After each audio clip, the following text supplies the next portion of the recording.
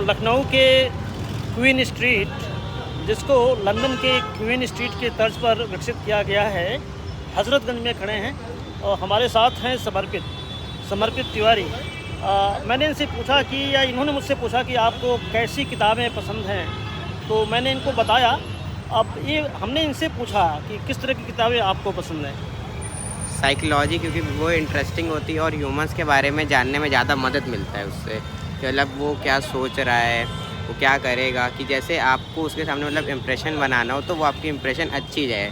क्योंकि पर्सनैलिटी के हिसाब से मान लीजिए मैं आपके सामने जो बोला और वही दूसरे के सामने बोला, अब आपकी थिंकिंग में और उसकी थिंकिंग में डिफरेंस होगा। जी जी जी। तो लोगों को मतलब समझ के कि उसके सामने कैसा बिहेव करना है, इसलिए साइकोलॉजी यही इससे मदद करता है। और इंटरेस्टिंग भी बुक्स है, इसलिए मेरे को साइकोलॉजी ज़्यादा पसंद है। किसी साइकोलॉजिस्ट का नाम मालूम है आपको? फ्रायड का नाम मालूम है? फ्रायड जो साइकोलॉजी के फादर माने जाते हैं, फ्रायड।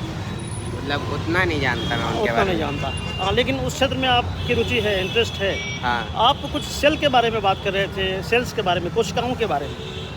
जैसे ये जो भी सेल जो होते हैं, कि जैसे जो ह्यूमन सेल होते हैं, एनिमल सेल होते हैं, तो मैं तो कह रहा था कि जो पहला आदमी था जो सेल के बारे में ढूंढा, वो था रॉबर्ट हॉके, जिसने सबसे पहले सेल देखा था, लेकिन डेड सेल देखा था।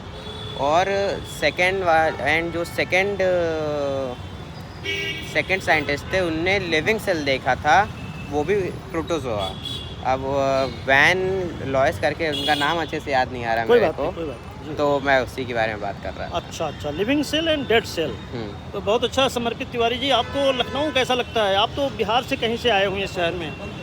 लखनऊ, मैं बचपन से लखनऊ में ही रहा हूँ, बिहार कभी कभार जाता हूँ। अच्छा, बिहार कभी कभार जाते हैं, लेकिन आपके जो पेरेंट्स के रूट्स हाँ। जो हैं बिहार में, हाँ, है ना? पेरेंट्स। तो लाइफ पे क्या करना चाहते हैं? अभी किस क्लास में पढ़ते हैं आप? अभी इस साल मैं 2026 में मैं 9th क्लास में जाऊँगा। 9th में जाएंगे आप? अच्छा, आगे का क्या आपका प्लान है या क्या करना चाहते हैं? किस AI क्षेत्र में? इंजीनियरिंग, क्योंकि मतलब मैंने भैया लोग से डिस्कस करने के बाद पता चला कि 20 इयर्स तक AI इंजीनियरिंग ज़्यादा रहेगा। AI मतलब क्या होता है? मतलब AI मतलब कंप्यूटर से रिलेटेड वर्क। अच्छा। जैसे, और मेरे को सबसे इंटरेस्ट है कंप्यूटर में, कि जैसे PPT मेकिंग हो गया, एनिमेशन हो गया, मतलब मेरे को करना पसंद है थोड़ा। AI मतलब आर्टिफिशियल इंटेलिजेंस। Artificial intelligence.